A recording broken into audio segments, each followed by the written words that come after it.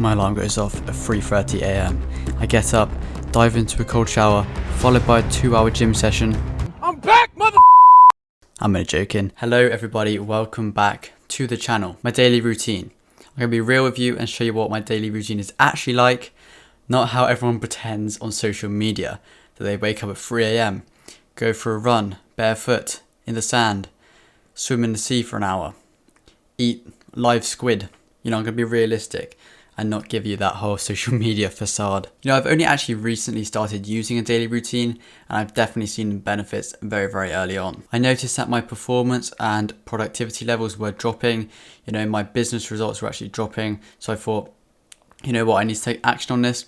And, I did my research. I watched countless hours of videos on YouTube, all these self-development people, self-improvement, other traders, their day in their lives. And I finally created one which fit my life, my business, and that's where I built this daily routine from. And today I'm going to go over start to finish my day from wake up to sleep, what I do during the day. And this is a typical day. This isn't every single day. Like right now, it's 8 o'clock and I'm filming a YouTube video. It doesn't mean that every single day at 8 o'clock I'm filming a YouTube video. It is kind of a general idea of my plan, what I aim to do in the day. So I don't wake up at 3:30, but I wake up at 6:30, and this is when my alarm goes off. First thing what I do is I actually leave a glass of water on my desk, which is actually next to my bed. Not good mixing personal and work, but I'm still living at home, so that's what I got to deal with. I actually leave a glass of water on my desk or somewhere in my room that I see as soon as I wake up, and I like to drink this water as soon as I get up. Also, another way to maximize your sleep is actually putting your phone on do not disturb. I actually started doing this, and the reason I did it was when you're sleeping and you get a notification on your phone, you probably know if it's pitch black in your room, the whole room lights up, and I don't want to be woken up by a random notification. I'm quite a light sleeper, and this kind of thing would wake me up if I kept getting notifications, the room was lighting up, and it kind of just does distract you. You might be like, oh, why am I getting all these notifications? What's happening? So then you feel obliged to check the notifications, and it's nothing serious anyway, but then you get distracted. First thing I do once I've woken up, after I drink my water, I open an app called Medito. Might be pronouncing it wrong, but they're a very, very good app, especially if you're starting to get into meditation. I've started it recently in the last couple of weeks, and it's kind of a guided meditation. You can pick how long you want to do it for, pick the voice that you want to talk to you, and use the app to follow it, and you can just do it every single day. Okay, so now it's 6:40, 10 minutes of meditation has been finished, and now we're ready for a quick ab workout. I know it seems quite weird doing it straight after I just meditated, but I just found it's perfect to wake me up for the day, motivate me to get out of bed and get to work. And obviously I want to build the ab muscles, get that six pack. But obviously that's just a little extra thing with that. Also, after I've done this ab workout, before I do the next step, I go and eat some fruit. Usually a kiwi, I love kiwis, sometimes mango or something of that sort. Pretty much whatever is in the kitchen that I see first, I'm going to have. After all this is done, it's usually around 7 a.m. So we've had a little bit of breakfast, a bit of fruit. We've done our meditation. We've done our ab workout. We're ready for the next activity. And 7 a.m. is usually where I sit in bed or sit up in my bed and read a book for an hour. I'm currently reading Can't Hurt Me by David Goggins. If you've seen David Goggins, then you know what he's about. It's all about mental toughness and building that mental toughness, like the calluses in your mind.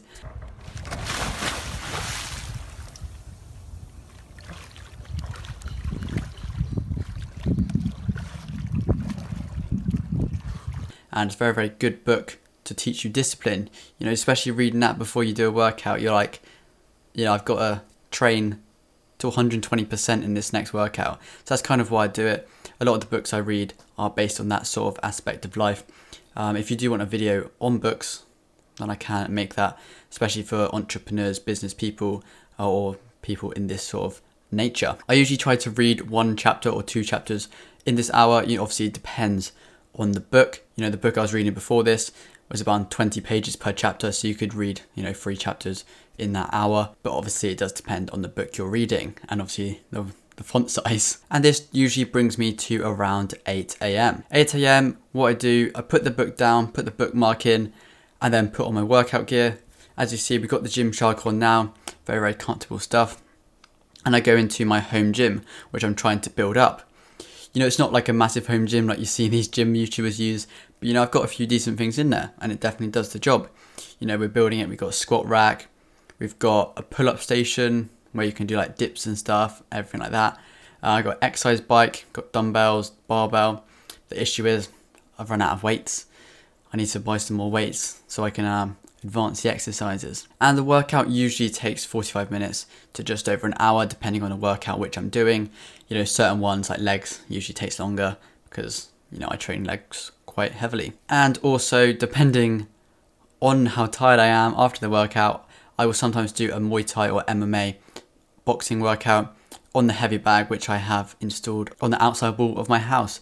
Ideally I would have it in the gym, but the space I'm actually working with, it's not really optimal to have it in there, especially as, I have to drill big holes into the wall, and I don't really want to do that, seeing as it's not my house. And this could either take another 30 to 45 minutes, depending on the workout which I'm doing. So it could bring the whole gym workout to, hour to 2 hours, depending on the different exercises which I'm doing. After the workout, I usually drink a protein shake and then have some breakfast. Today I had eggs and a protein shake, and that does fill you up for a little bit, especially as when you start waking up early for the first time, you'll get hungrier quite easily, because usually I was waking up at like 10, half 9, 10, and then my breakfast would be at like a half 10, 11, and then lunchtime you're eating at like 2, 3, everything's just later on.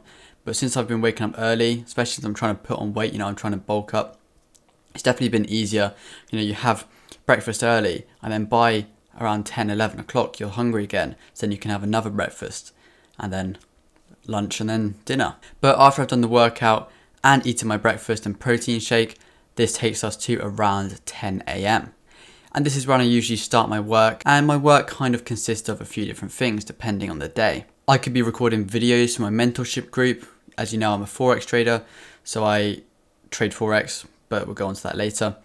I could be recording YouTube videos for this channel, or planning and scheduling future videos to film. This planning and scheduling could literally be script writing, ideas for the channel, ideas for this second channel here, or just general Forex info, like filling out spreadsheets, back testing, and developing my Forex skill set. This could take either 2 to 3 hours, and it does depend on when I want lunch. If I'm really, really hungry, I will end this sooner and then have lunch, and then move on to the next thing. Lunch, usually around 1 p.m, as I said, depending on how hungry I am. And sometimes I have chicken, could have eggs, anything like that really. It does really depend on the day and what I've got in the kitchen. And then I try to be back on the charts at around 1:30 or 2 p.m. for the London to New York switchover. And if you're not a Forex trader, this is pretty much when I mostly trade. So it's when most of the volume is in the markets. So it provides the better movement of price. And this is usually from around 1:30 to 2:30. And this does depend again on the positions I'm actually in. If there's a trade I'm in and I want to manage it, then I will sit and have the charts open. Maybe on the other screen, I'll have maybe a YouTube video or a course video which I'm learning from, or something like that. I've been watching a lot of videos on Skillshare recently to try and advance my video editing and stuff like that. When all that is done, I then dedicate some time to video editing. So opening Premiere Pro, I'll insert all of my SD cards, my hard drives into my PC or my MacBook, and then I'll start editing the videos. Usually I try to edit the video which I filmed that day, because then I can schedule it and plan the next video, rather than just have it piling up in folders of videos that I need to edit, because it's just not the best way to do it personally. Once I've done the video editing and everything is scheduled on YouTube, I will then either just watch some YouTube videos or manage my open trades in the Forex markets. Dinner is then at 5 p.m. Have my dinner. We could say it takes half an hour to an hour, depending on what happens, nice sit down family meal. And then after I've had my dinner, I then sit down to brainstorm some YouTube videos. So I go on Notion or Google Sheets and type video ideas, research on the topics of my channel to find out video ideas which have worked for other people, and videos that I can actually do to either help people the most or get the most views. If they both coincide, it's absolutely perfect. And then this brings us up to around 7, 8 p.m. And this is when I will sit down either on my MacBook, sat in bed, or at my setup here, and I will journal my trades and journal, my life. So It's always good to keep a journal if you're a trader, if you're a business person, or if you're studying. If you keep a journal, you can keep track of every single day. What did you do wrong? What did you do well? What are you grateful for? And all this. And it does kind of benefit you. Even if you've never done it before, it's quite easy to do. I first started doing it from my trading. I was backtesting and I was journaling every single trade I was taking. And then you can see where you can improve very, very easily by seeing your losses. And it's kind of the same in life. If you write down in your journal, missed gym session, then that's kind of like a loss. Like a loss in trading, you've lost that day because you didn't go to that gym session. So then you think, okay, I need to improve my discipline. I need to get motivated to go to the gym. And it just overall helps to notice which areas of your life that you can potentially improve on and improve yourself. And then after this, I'll either watch some YouTube videos or maybe read another chapter of the book I'm currently reading. It just does depend on how tired I am. If there's a good YouTube video out, then I will just watch that. I'm not going to say I read all the time because it's not true. And then usually I try to go to sleep at around 9:30, 10 p.m. And then I go to sleep ready to repeat the cycle again at 6:30 the following morning. It's definitely hard to change your sleep schedule. A few weeks ago I was going to bed at like 1, 2, waking up at like 10. And then having to go to sleep around 4 hours earlier, 3 hours earlier, it is very, very different to adjust to that. But it's better to do it sooner rather than later, adjust to that new lifestyle, adjust to that new routine, and then you can maintain it long term. Like and consider subscribing to the channel, and I'll see you guys next time.